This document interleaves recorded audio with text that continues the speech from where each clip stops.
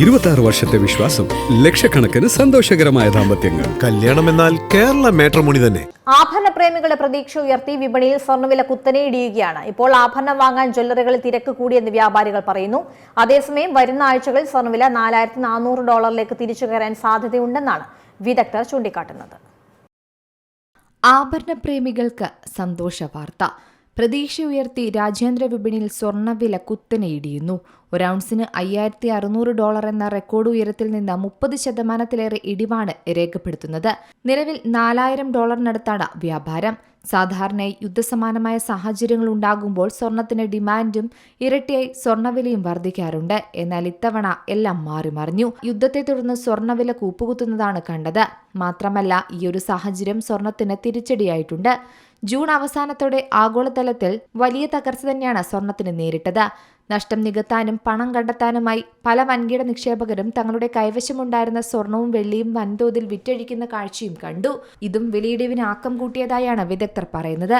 അതേസമയം സ്വർണ്ണവില ഇടിഞ്ഞെങ്കിലും ദീർഘകാലത്തിൽ സ്വർണം സുരക്ഷിത നിക്ഷേപമായി തന്നെ തുടരുമെന്നാണ് സാമ്പത്തിക വിദഗ്ധർ പറയുന്നത്. അതേസമയം വരുന്ന ആഴ്ചകളിൽ സ്വർണ്ണവില $4400 തിരിച്ചു വരാനും സാധ്യതയുണ്ടെന്നും പറയുന്നു. അനുകൂല സാഹചര്യമുണ്ടായാൽ 2026 അവസാനത്തോടെ വില $4900 മുതൽ $5000 വരെ ഉയരാനും സാധ്യതയുണ്ട്. നിലവിൽ $3950 $4000 ഇടയിലാണ് വിലയുള്ളത്. ഇവിടെ നിന്ന് വില താഴേക്ക് പോകാൻ സാധ്യത കുറവാണെന്നും വിദഗ്ധർ പറയുന്നു.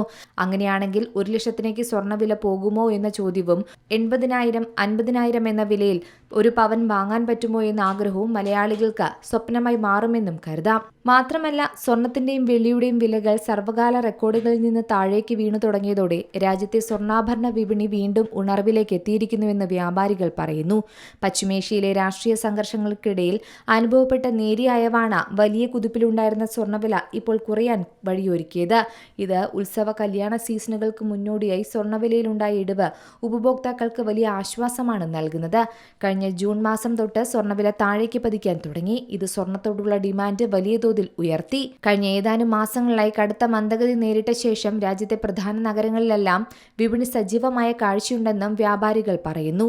എന്നാൽ ഭാരം കുറഞ്ഞ ആഭരണങ്ങൾക്കും നിക്ഷേപക ആവശ്യങ്ങൾക്കുമുള്ള വാങ്ങലുകൾ സാധാരണ നിലയിലേക്ക് തിരികെ വന്നിട്ടുണ്ട്. ഉത്സവങ്ങൾക്കും കല്യാണങ്ങൾക്കുമുള്ള ആഭരണങ്ങൾക്ക് പുറമെ നിക്ഷേപ ആവശ്യങ്ങൾക്കായി സ്വർണ്ണ നാണയങ്ങളും ബിസ്ക്കറ്റുകളുമാണ് ഇന്ന് വാങ്ങാൻ ആളുകൾ കൂടുതലുള്ളത്.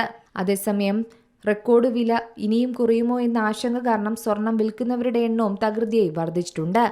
നിലവിൽ ഒരു പവൻ സ്വർണ്ണാഭരണം വാങ്ങാൻ ഇപ്പോൾ 1,14,755 രൂപയെങ്കിലും നൽകിയാൽ മാത്രമാണ് ലഭിക്കുകയുള്ളൂ.